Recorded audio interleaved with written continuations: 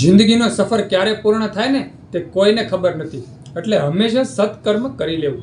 આપણા સગા વાલા કુટુંબ પરિવારમાં આપણા બાળકોને એમ કહેવાય કે સુખ આપી દેવું, કોઈને દુઃખી ન કરવા, કોઈનો આત્માને દુઃખી ન કરવા. હંમેશા ધ્યાન રાખવું, કારણ કે આ કાયા, આ આત્મા ક્યારે ઉડી જાય ને એની કોઈને ખબર નથી. આ કળિયુગ છે, એટલે ખાસ આ ધ્યાન રાખવું. અને બીજું, જ્યારે પણ જીવનમાં મોકો મળે ત્યારે શિવ ભક્તિ કરી લેવી, ભગવાન મહાદેવની આરાધના કરી લેવી.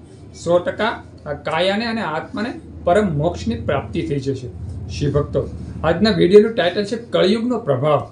શિવભક્તો, તમે છેલ્લા વર્ષોથી જોતા હશો, 2, 5, 10 વર્ષથી તમે સાંભળતા હશો કે માનવ ઉપર કેટલી આફતો આવે છે. તમે વિચાર કરો, કોરોના, પહેલાં જે કોરોનામાં અસંખ્ય લોકો મૃત્યુ પામ્યા, શ્વાસ લેવામાં તકલીફ.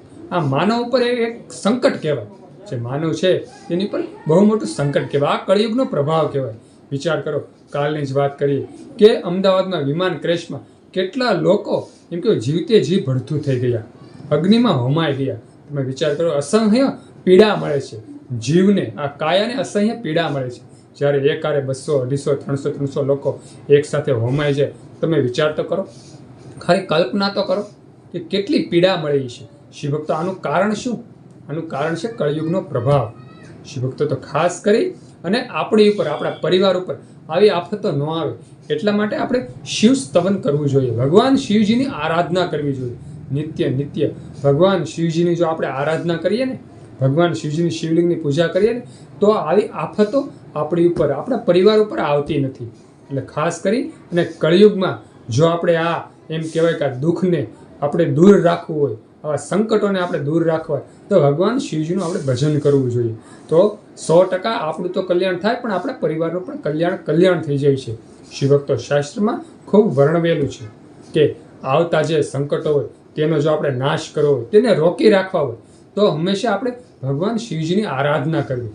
દેવાધિદેવ મહાદેવની જો આપણે નિત્ય આરાધના કરીએ, નિત્ય શિવલિંગની પૂજા કરીએ, એક જ્યોત, એક દીપ ભગવાન શિવજીની શિવલિંગ સમક્ષ આપણે પ્રગટ કરીએ, તો 100% આવા સંકટો આપણાથી દૂર જતા રહે છે અને હંમેશા આપણું ઈષ્ટ, આપણું કલ્યાણ થતું રહે છે.